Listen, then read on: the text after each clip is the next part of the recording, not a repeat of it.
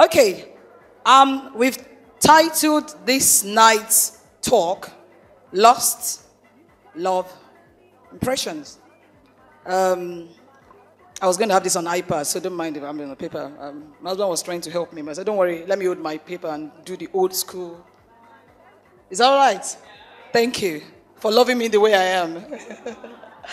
Okay, Lost Love Impression. And I decided to take my text from 1 Corinthians chapter 13. We're all familiar with what is love, what does it do, what does it mean to love. And if I ask an average person here, what does it mean to love? You tell me when you take a girl out on a date, to Nando's, or to House of Fraser, and you buy Brazilian hair, isn't it? Okay. And you get different sort of definitions about love. And if you come up and say, okay, what is then lost? The simple definition I'm going to give to it is this. And I found out and I realized that some of us think we are actually in love, not knowing that you are not in love.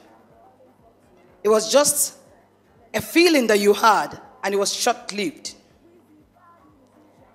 Anytime you feel, wow, I've met this guy, wow, I've met this lady, I can't wait to just... One of the ways to actually help yourself and test whether it is love or lust is your ability to be patient. Did you hear what I said?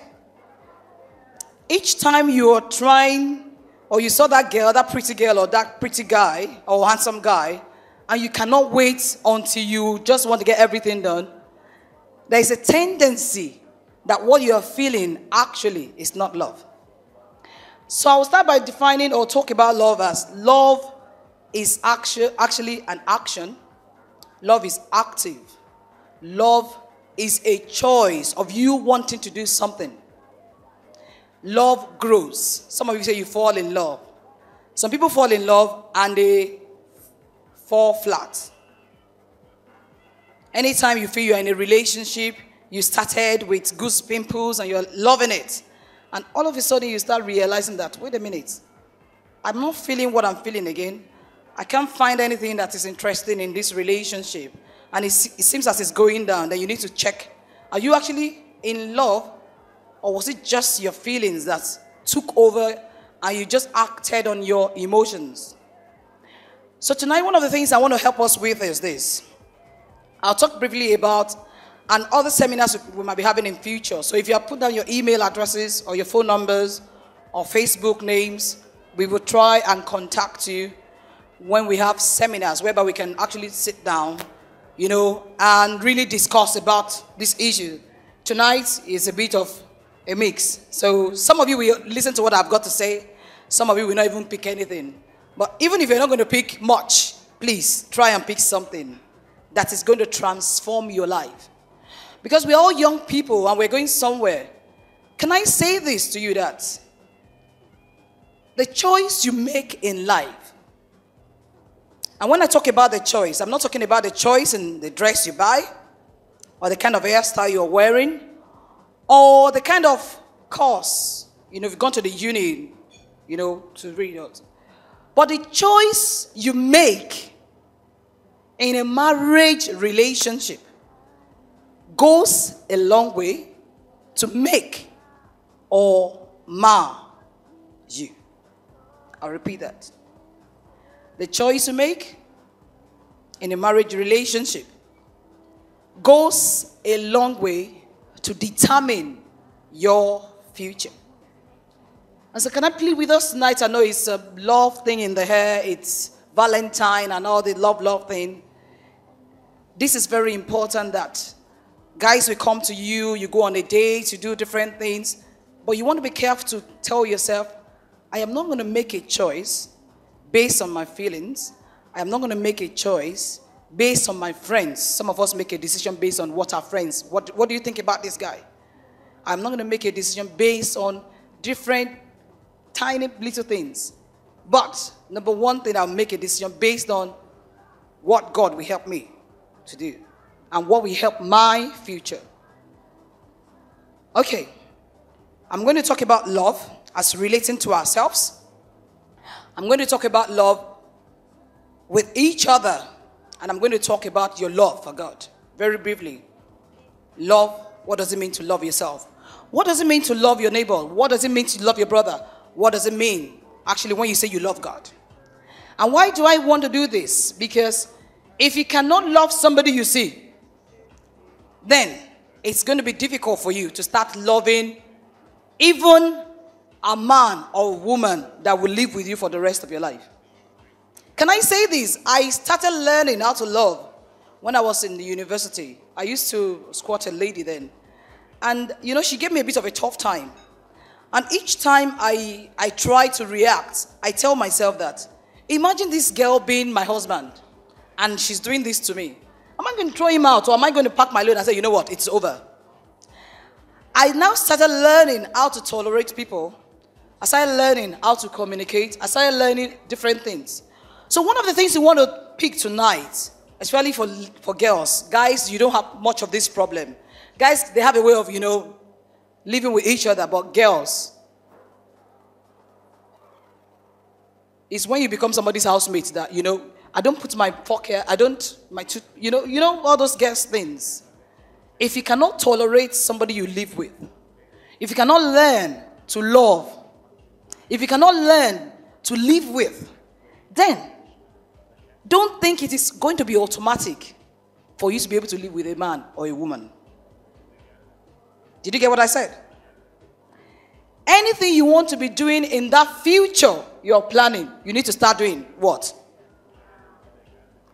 Some of us, do you know what? It's so funny because we take that time to keep thinking of that man or the woman. Oh, when is she going to come? When is this guy going to arrive? Let me start, you know, dressing up and going for meetings, parties and everything. Any guy or any girl that comes away, oh, is she the right person?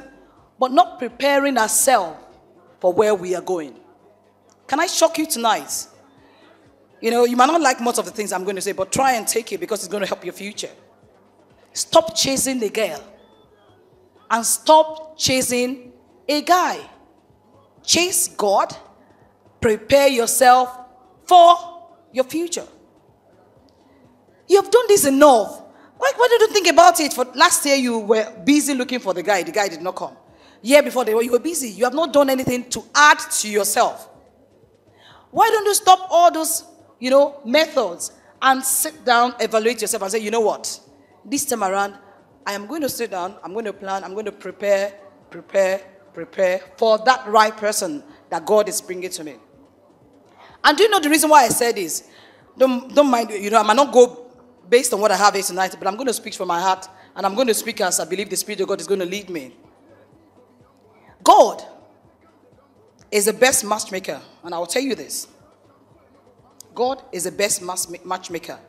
Rather than us young people chasing after God, rather than us young people taking our time to learn, you know, from God, learn from His Word, we are chasing after other things that are not very important. Not knowing that God is actually the best matchmaker that can arrange your path to meet with the right guy or the right lady. The Bible talks about it in Proverbs. It said, a prudent woman is from where? From the Lord. It said wealth and riches, they are from parents. Your parents can give you money. They can give you everything. Guys, but to get a good girl, trust me, if God doesn't help you, you're in trouble. Chase after God and stop chasing men. The guy that you chased last year and you gave your all, including your body to, where is the guy today? Did he not leave you? I said, no, if I don't give him my body, he's going to leave me. Let the guy go. Let the guy go and chase God. Do you know what? That God had to interrupt. If you read your Bible very well, in Genesis chapter 1, God had to interrupt chapter 2 now. Adam, to bring him a wife. Do you know what God did? The Bible says God caused a deep sleep. Because Adam was very busy. He was naming the animals. He was keeping, the flock. He was doing all those stuff. Why? Because he didn't want to be interrupted. He just want to make sure that he fulfills his purpose. God said, this man that is busy, I need to give him a help. And God said, you know what, Adam? You need a rest now. I have to force you to sleep so that I can make the right woman out. And God made Eve and brought Eve to Adam. If you keep chasing God, God will have to interrupt what you do to bring the right man and the right woman to you. Did you get what I said? I just said. Please, start chasing God. Stop chasing guys or girls. And when I say that, it doesn't mean that, you don't have meetings like this, because that's one of the reasons we're organizing these meetings.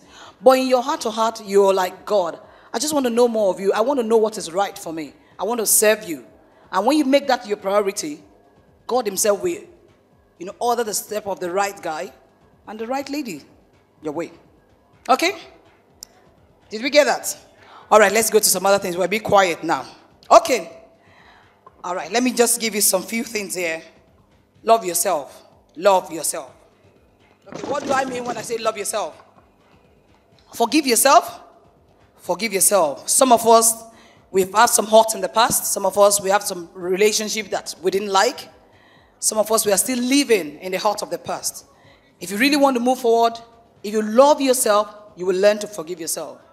If you love yourself, you will learn to forgive yourself. So learn to forgive yourself, irrespective of what you've gone through in the past. Forgive yourself and move on. Okay?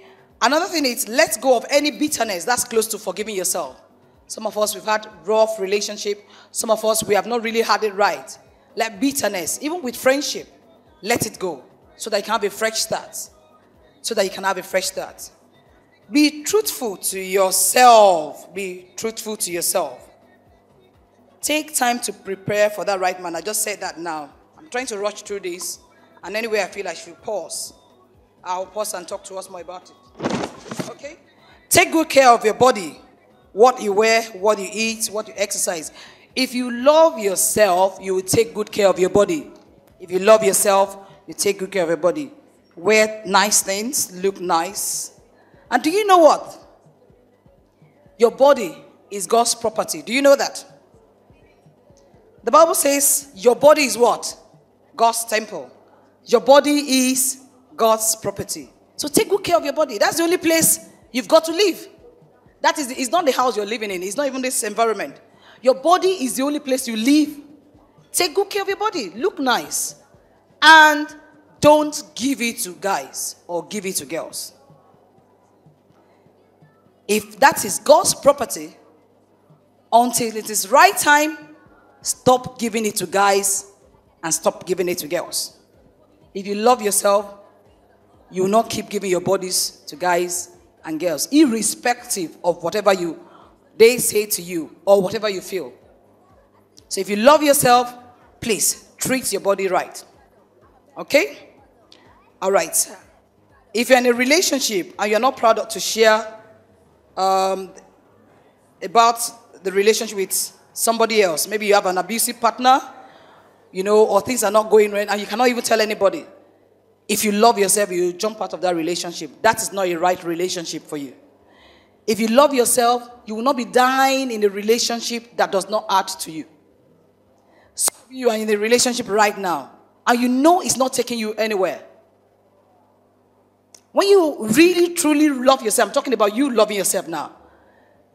The best thing you can do is sit yourself down and talk to yourself. What am I doing here? What am I doing in this relationship?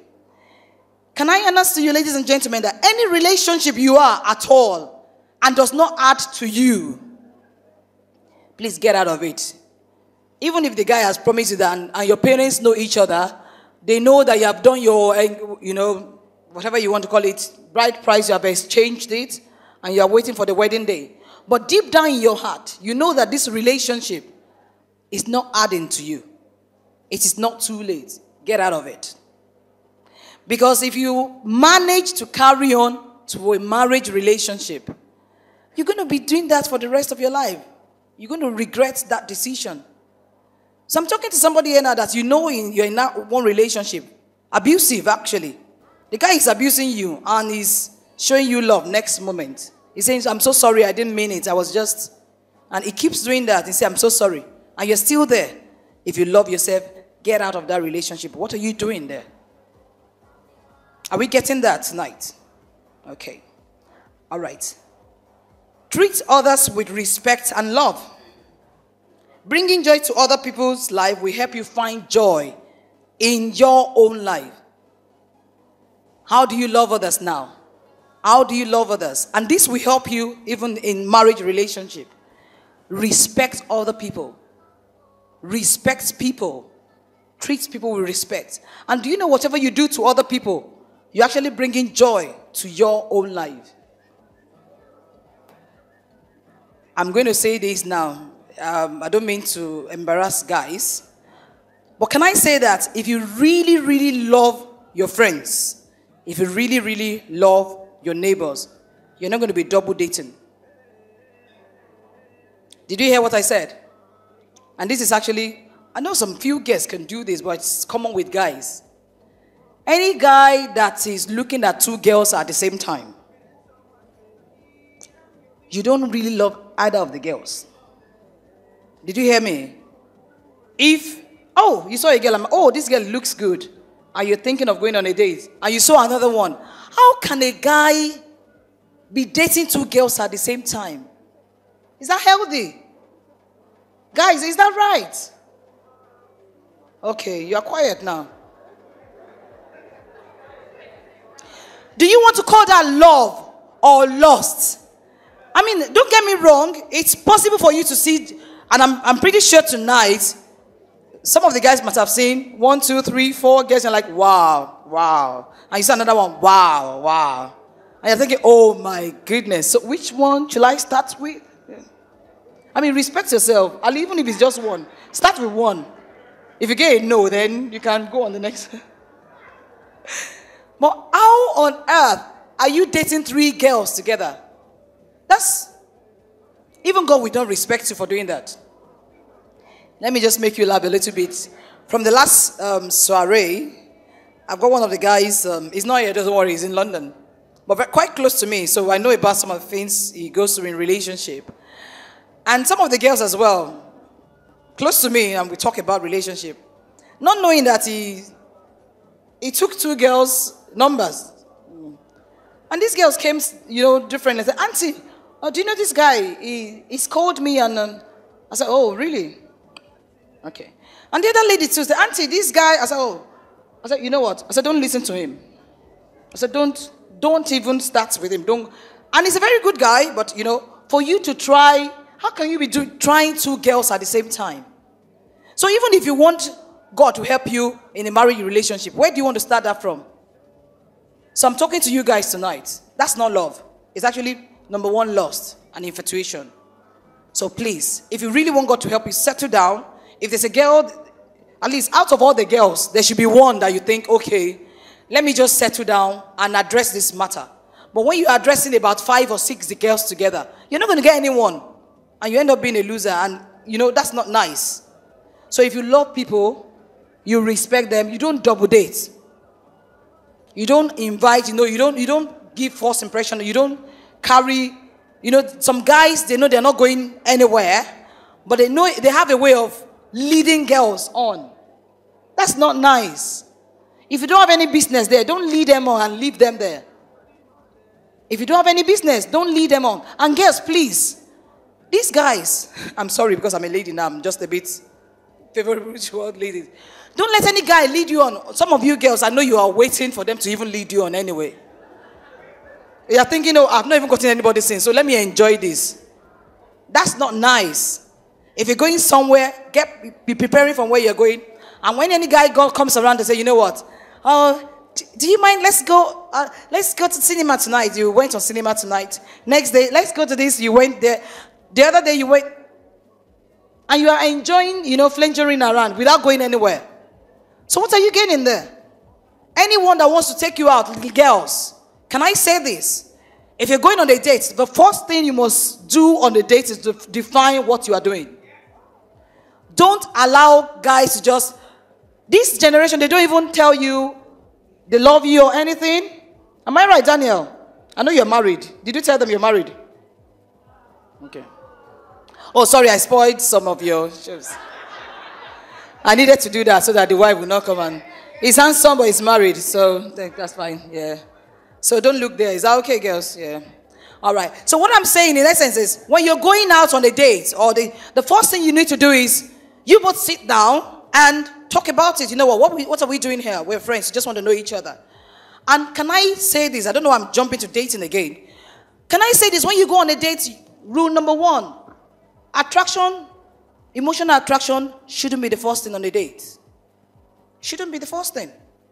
Even though you saw a girl or you saw a guy and you feel, oh yeah, I like you, let's just do this. The first thing you want to do on a date is find out what's your spiritual standard, especially when you're a child of God.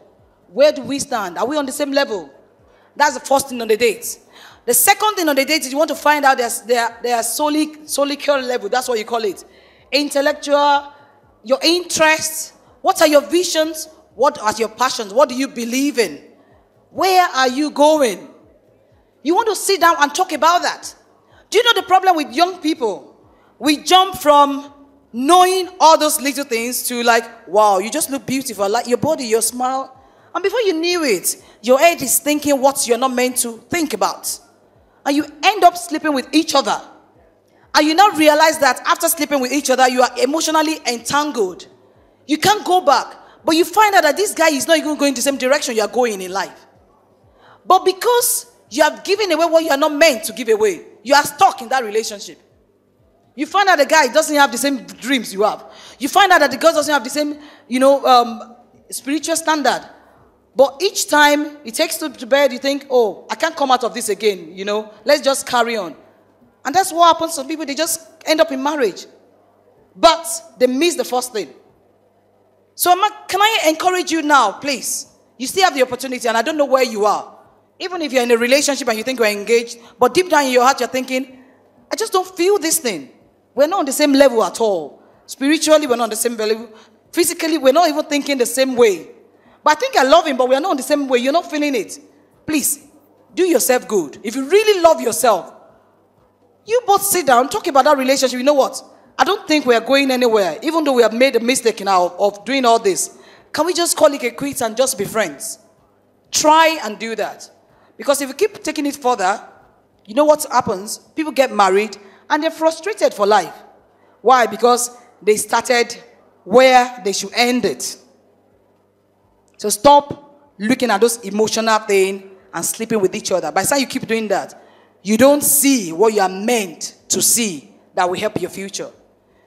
Have you actually sat down and asked yourself that question?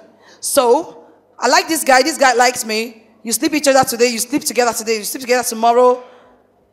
The next thing you're saying is, so what else is in that relationship? And you're there cutting or dating for 2-3 years? What else is there? Are you thinking, okay, is that all about it? Ask married people. They will tell you there's a lot more to marriage than sex. Hello, thank you for that. Thank you for agreeing with me. What are you doing on single people's table? That's all right. So please, there's a lot to marriage than sex. Sex is very important, but please, find the right things. Look for the right values, and the Lord will help us in Jesus' name. I'll take 1 or 2 more so that I won't bore you, because there's a question and answer. And, we can take it from there. Let me just take one more. Let me see if there's anyone here. I feel I should. Then if you have any question, please be putting them together, because we're going to, look at some questions together. I've got sheets of paper. I've got pens. If you have any question you want to ask tonight, anything bothering your mind, let's start working on that together. And we can answer to those questions. Let me just take this one more, and we can go to questions. Okay.